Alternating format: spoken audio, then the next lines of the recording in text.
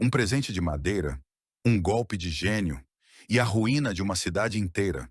O cavalo de Troia não foi apenas uma estratégia, mas um truque inspirado pelos próprios deuses. Após 10 anos de guerra contra Troia, os gregos não conseguiam derrubar seus inimigos. Foi então que Odisseu, com a bênção de Atena, teve uma ideia ousada: construir um gigantesco cavalo de madeira e escondê-lo diante dos portões inimigos. Os troianos, acreditando ser um presente dos deuses, levaram a estrutura para dentro da cidade. Mas quando a noite caiu, guerreiros gregos emergiram de seu interior e abriram os portões para o exército invasor. Em poucas horas, Troia foi reduzida a cinzas. Atena, deusa da sabedoria e da estratégia, guiou Odisseu ao seu maior triunfo. Mas também provou que a vitória, às vezes, vem com um preço cruel. E se você estivesse lá, teria desconfiado do presente? Vamos lá. Chegamos então ao Edgar Armand. Bem, falamos também bastante já aqui em outras oportunidades de Edgar Armand, né? Ele também era chamado de Comandante Edgar Armand, né? Porque ele foi oficial da Força Pública do Estado de São Paulo, hoje denominada Polícia Militar. E ele chegou à Federação Espírita do Estado de São Paulo em 1939. Então, nessa época, a FESP dava os seus primeiros passos, já que foi fundada em 1936. Quer dizer, o Armand chega apenas 3 anos depois da fundação da Federação Espírita do Estado de São Paulo. E ele, a gente não pode negar, né, até pela seu próprio cargo, né, nessa importante instituição, era, sem dúvida, um homem inteligente, de palavra fácil, e aí ele foi, pouco a pouco, conquistando seu espaço dentro daquela instituição federativa no estado de São Paulo. E a gente lembra que naquele tempo, né, Paulo, iniciozinho, né, não chegou nem à metade, não estávamos nem na metade do século XX, a literatura espírita era ainda muito escassa.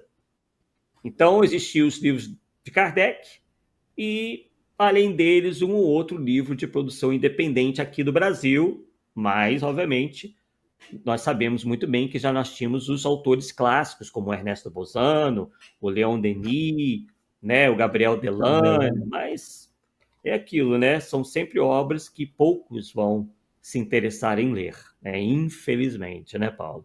Só lei Kardec, cara. Né? Que realmente o próprio Delane, né, conheceu Kardec pessoalmente. Kardec o conheceu desde meninote, né, desde criança, viveu, né, nasceu espírita praticamente, Gabriel Delane. Ernesto Bozano também, grande estudioso italiano. Arthur, na minha percepção, Sim. o Ernesto Bozano usa o mesmo método de Kardec para a pesquisa. É impressionante, cara. E ele é desconhecido meio espírita. Eu não entendo. Eu não entendo. Impressionante mesmo. Tem que ser resgatado isso daí, né? E aí surge, ao mesmo tempo, as obras de Chico Xavier, que, enquanto médium, ainda estava nos seus primeiros passos, né? Estava dando seus primeiros passos aí, subindo seus primeiros degraus. E aí o Armand logo constatou isso e começa a escrever uns livrinhos, né? Assim, livrinhos mesmo, porque eram bem curtos, tá? Não é um sentido pejorativo, não. Uns livros mais simples, né? Curtos, né? Próprios para os iniciantes à doutrina espírita, né? Então, hoje a gente sabe que a inspiração dos cursos de espiritismo, que até hoje estão em pleno vigor em algumas federativas, até na própria Federação Espírita de São Paulo, acho que ainda existe, nasceu desses livrinhos do Armand, né? Desses livros curtinhos dele. Cursos esses que estão em todos os quadrantes do movimento espírita brasileiro e, quiçá, até do exterior. E aí o comandante Armand chegou, então, devido a esse trabalho todo, à diretoria da FESP.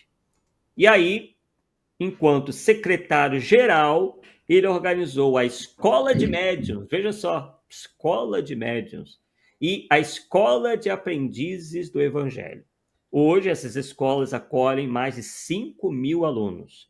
E criou também o passe padronizado, que até hoje causa muita polêmica, porque, eu acho que, no meu ponto de vista e no ponto de vista de muita gente, né, passou a ser uma espécie de ritual muito distante da prática espontânea e intuitiva que foi exemplificada por Jesus. Quer dizer, de uma mera imposição de mãos, como foi ensinado por Jesus, e até mesmo pelos magnetizadores, né, na época de Kardec, se começou toda aquela gesticulação exagerada, passe assim, passe assado, e, enfim, quem instituiu isso foi o Edgar Armand. Sim, pode falar, Paulo. Eu conheci uma casa que tinha o método de Edgar Armand. Primeira coisa, todo mundo que entrava tinha que tomar passe. A primeira coisa para você entrar no salão, você passava passado de passe. Segundo, homens do lado, mulher do outro. Isso aí. Terceiro, fecha a porta. Se você chegou 7h05, você fica do lado de porta para guardar outra reunião na semana que vem. Não dá, cara. Era um rigor todo militar. Parece que esse lado dele aí sobressaiu, cara. Não deu. Não deu para aguentar muito tempo, não. Eu vi lá e, sinceramente, não gostei, não. É bem assim mesmo. Bem assim mesmo, né? E a bibliografia de Armand compõe-se, né, no total, de 25 obras. Tá? E as que fizeram mais sucesso foram Passes e Irradiações, tá ali, ó, no canto superior esquerdo dessa imagem, e Os Exilados da Capela. Então, foi ele também que trouxe para o nosso meio, Paulo, a cromoterapia, que nada tem a ver com o espiritismo, mas que hoje está espalhada graças a um opúsculo escrito por ele e publicado pela editora Aliança. Então, a gente deve ao Armand essa enxertia. E aí, em maio de 1944, o comandante Armand fundou o jornal O Semeador, órgão doutrinário da FESP. Apoiado por um grupo de amigos, ele fundou ainda a instituição espírita O Lar do Amor Cristão, em São Paulo, e foi um dos signatários da ata de fundação da USE, União das Sociedades Espíritas do Estado de São Paulo. Então, Paulo, é o seguinte, ele é um homem que realmente sabia liderar, é um militar, afinal de contas, e já estava aposentado, né, Paulo? Então, tempo não lhe faltava, né? Tempo e disposição, né? E essa liderança toda, essa capacidade de liderar pessoas. E aí, além da cromoterapia e do passe padronizado, que ainda hoje causam esses debates, discussões no meio espírita, e que certamente serão questionados, já são questionados ainda hoje, né? É bom a gente mencionar que as suas obras estão carregadas de conceitos orientalistas, pois ele foi um grande estudioso das principais religiões orientais, tal como Hercílio Mais. E na biografia dos dois, lá estão expostas as inúmeras cartas que eles trocavam, né? Na época que não tinha. Poucos tinham telefone, né? Internet nem pensar, óbvio. Então, eles trocavam cartas, todos os dois com o objetivo de trazer essas concepções das religiões orientais para dentro do movimento espírita. Então, termos como chakras, karma, né, outros de origem oriental, foram enxertados por ele no movimento espírita brasileiro. Há ainda em suas obras um legado místico muito forte, que tomou o movimento espírita brasileiro de assalto. Não bastasse o bolor igrejeiro do rustenguismo, que a gente falou ainda há pouco, o misticismo e orientalismo do comandante Armand também trouxeram sérios prejuízos ao movimento espírita brasileiro. Armand esse que, por sua amizade com Hercílio Mais, é claro, também divulgava as obras de Ramatiz / Hercílio Mais, né? E aí, alegando problemas de saúde, o Edgar Armand deixou a FESP muitos anos depois, né, em 1966. Só que aí o estrago armondista no movimento espírita brasileiro iria se completar com a criação por ele próprio da Aliança Espírita Evangélica, que nasceu com vocação um tanto velada. A princípio, a princípio se tornou uma tinha essa vocação federacionista e tornou-se em pouco tempo, no estado de São Paulo, concorrente da USE e da FESP. Então, a Aliança Espírita Evangélica é fortemente mística e orientalista, e os centros espíritas capitaneados por ela são todos místicos e orientalistas, o que traz ao espiritismo um dano imensurável. E tudo isso é uma pena, pois a herança do Armon poderia ter sido bem melhor, né? Na nossa opinião, ele era um homem de qualidades, um homem inteligente, capacidade de liderança, mas esse apego a essas concepções, né, de religiões tão antigas, tão cheias de rituais, tão cheias de coisas que não cabem no espiritismo, fez com que ele, digamos assim, meio que se perdesse na sua proposta, né? Então, a gente pode dizer que, de certa forma, nós tivemos um movimento, e temos ainda um movimento armondista, que também, quando são questionados, eles realmente costumam ter uma reação bastante vigorosa, né, em resposta aos seus críticos. Então, vamos lá, vamos avançar aqui. Então, aqui é as obras de Armon, inclusive, né, aqui numa revista Espiritismo e Ciência, veja bem, falando do livro Exilados da Capela, que é uma das obras em que nós encontramos, particularmente, o maior número de heresias científicas que eu já vi em toda a minha vida numa obra dita espírita. E está na capa de uma revista chamada Espiritismo e Ciência, né? Uma grande contradição aí. Mas aí, pessoal, vamos então, nessa nossa parte final, tratar de como que a gente pode ver todo esse fenômeno, né? E isso a gente vai ver na própria codificação espírita, nas obras, né, de Allan Kardec. Tá? Quando a gente vê lá algumas das respostas, né, com alguns comentários dos espíritos acerca disso aí, porque muita gente, Paulo, se indaga no seguinte: como é que podem os espíritos superiores permitirem que certos espíritos, sejam eles encarnados ou desencarnados, alcancem sucesso em suas empreitadas, né? Com tantos problemas, digamos assim, né? Com tantos enganos.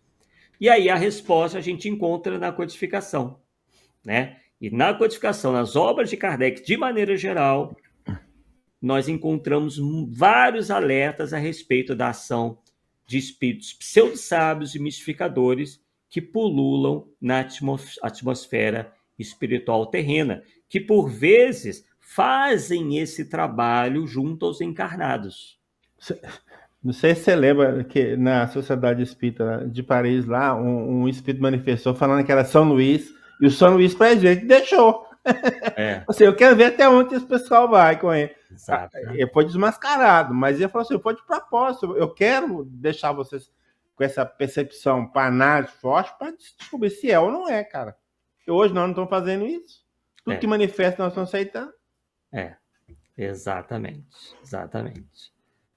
Né? Também olhando aqui os comentários do pessoal, né? Bem, e aí nós encontramos, né, nas obras de Kardec o seguinte: a pergunta que foi feita: mas como os espíritos elevados permitem a espíritos de baixa classe usarem nomes respeitáveis para semear o erro através de máximas muitas vezes perversas? Por que máximas perversas? Porque, obviamente, elas não vão se mostrar perversas de cara.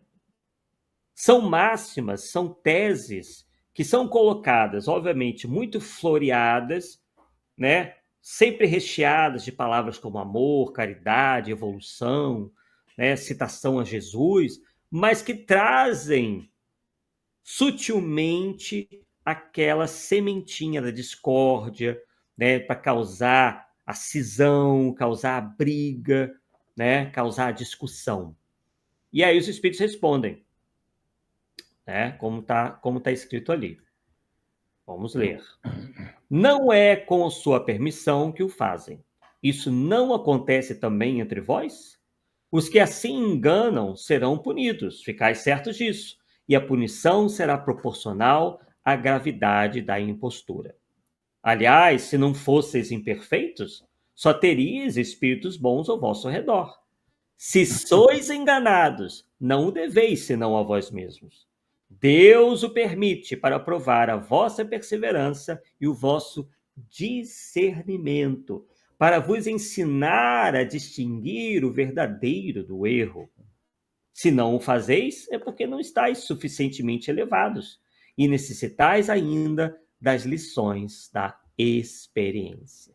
E aí, Paulo, gostou da resposta? Eu tô achando que isso aí foi uma manifestação do São Luís, porque tá muito parecido, cara. Eu não lembro exatamente como os detalhes, não, mas só sei que falaram algo mais ou menos assim. Sim. Então vamos lá, vamos seguir. E aí, né? O que nós também separamos? Porque outras tantas pessoas também se confundem por encontrarem boas coisas nesses ditados. Se a gente for ler a obra de Rustem, a gente vai achar coisa boa. Se a gente for ler Ramatiz também, se a gente for ler Armond também, se a gente for ler Pietro Baldi também. E essa questão também é esclarecida nas obras fundamentais da doutrina espírita. Item 11, pergunta 11. As comunicações espíritas ridículas são às vezes entremeadas de boas máximas. Como resolver essa anomalia, que parece indicar a presença simultânea de espíritos bons e maus? E aí tivemos a resposta. Os espíritos maus ou levianos se metem também a sentenciar, mas sem perceberem bem o alcance ou a significação do que dizem. Todos os que o fazem entre vós são espíritos superiores? Não, os espíritos bons e maus não se misturam. É pela constante uniformidade das boas comunicações que reconhecereis a presença dos espíritos bons. Também bem interessante, né? Vamos lá. Continuando. Então, é bom, né, que a gente ressalte que nem sempre tais espíritos estão de má fé.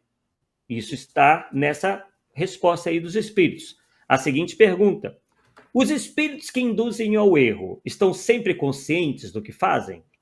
E a resposta: não. Há espíritos bons, mas ignorantes. Podem enganar-se de boa fé.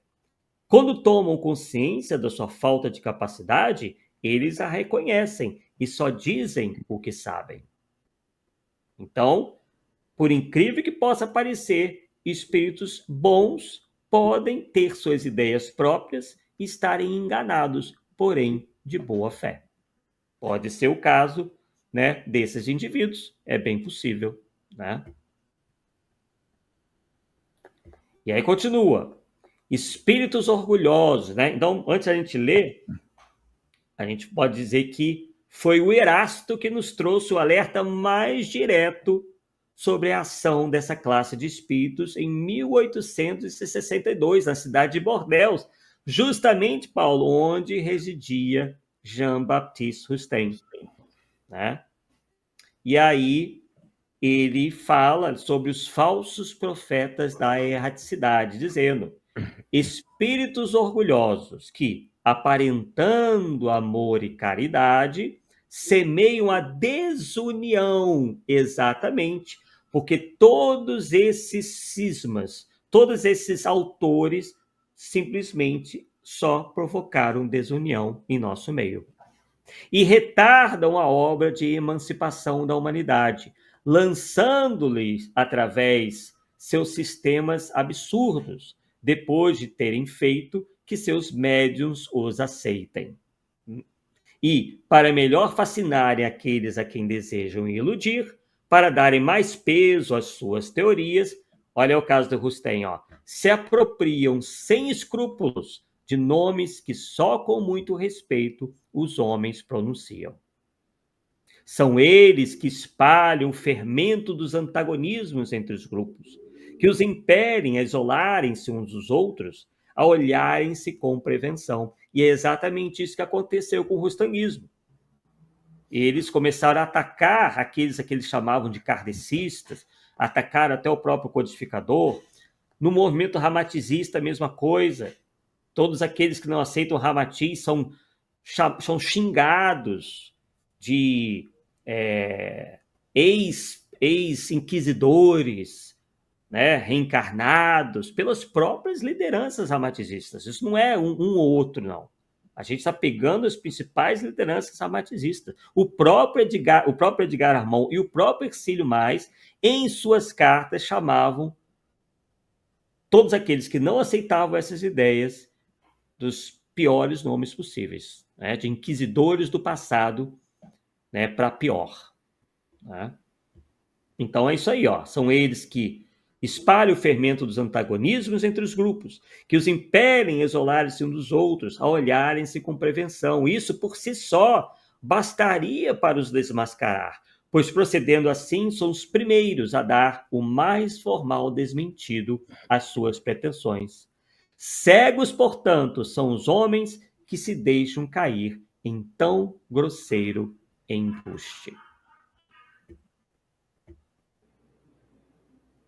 E aí temos a mensagem final, né, do Erasto dizendo: é incontestável que, submetendo ao crivo da razão, da lógica, todos os dados e todas as comunicações dos espíritos, fácil se torna rejeitar a absurdidade e o erro. Pode um médium ser fascinado, pode um grupo ser iludido, mas a verificação severa a que procedam os outros grupos, a ciência adquirida, a elevada autoridade moral dos diretores de grupos, as comunicações que os principais médiuns venham a receber, com um cunho de lógica, de autenticidade dos melhores espíritos, rapidamente condenarão esses ditados mentirosos e astuciosos, que emanam de uma turba de espíritos mistificadores ou maus. Então, a gente conclui nos perguntando onde estão os falsos profetas, por exemplo, da erraticidade, né? Já que tudo quanto é ditado, escrito por via mediúnica, é aceito prontamente pelo movimento espírita, como sendo advindo da espiritualidade superior, sem qualquer análise e critério, e logo encaminhadas para publicação.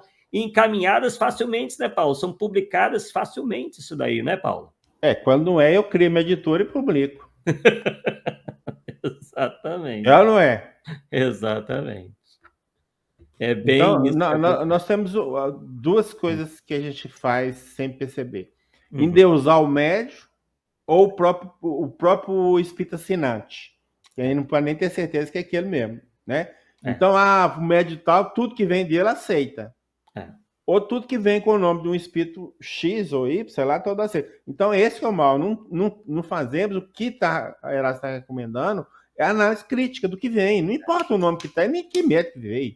Tem que criticar o conteúdo. Se não tiver de acordo com a moral, com o conhecimento e dentro dos princípios que Kardec já passou, meu amigo, lata de lixo. Sinto muito. Exatamente. E a outra pergunta: por que a aceitação pura e simples de qualquer mensagem, sendo que a gente sabe que no mundo dos espíritos, tanto os bons quanto os maus podem se comunicar? Então, ou nós seguimos o critério kardeciano de análise das mensagens, seguido de um retorno à divulgação e estudo sério e rigoroso do espiritismo, ou então a gente vai continuar a testemunhar a entrada dos cavalos de Troia através dos nossos muros, né? Em que eles se aproveitam da nossa incúria, da nossa ingenuidade, né? E muitos que, mesmo sabendo do perigo iminente, fecham os olhos, confiando unicamente naquilo que chamam de providência divina, esquecendo-se das responsabilidades a nós confiadas. Né? Fica todo mundo dizendo, não é possível que esse médium vai ser obsidiado, não é possível que o nosso grupo mediúnico vai ser fascinado, porque nós temos a proteção dos amigos espirituais. A gente até tem, só que até determinado ponto, eles não vão interferir no nosso livre-arbítrio. Se a gente cai numa enrascada como essa, foi pela nossa incúria, pela nossa preguiça de estudar, pelo nosso orgulho, pela nossa vaidade, porque ninguém admite estar fascinado, ninguém admite errar. Falta humildade, né, na maioria de nós. Então, cabe a nós, que queremos ser espíritas verdadeiros, né, que nós cuidemos para que o movimento espírita não se desvie pelas sendas do erro e da divisão, tal como aconteceu com o cristianismo, hoje tornado essa autêntica colcha de retalhos. O espiritismo é um só, aquele contido, né, no seu bojo principal nas obras de Kardec, sem enxertias e adulterações, tal qual um todo monolítico e capaz de responder às mais graves questões espirituais por ainda muito, muito tempo. Cabendo, né, Paulo, como a gente sempre diz, que a gente prossiga com as pesquisas, né, para que o espiritismo continue avançando, né, porque obviamente que novos conhecimentos, só que conhecimentos têm que ser sólidos, né, e não loucuras, né, possam cada vez mais serem agregados ao conhecimento espírita, né, mas obviamente com todo cuidado, porque o que não falta por aí são pessoas que acham que qualquer novidade, qualquer loucura das suas cabeças, né, pode ser considerado como autenticamente espírita.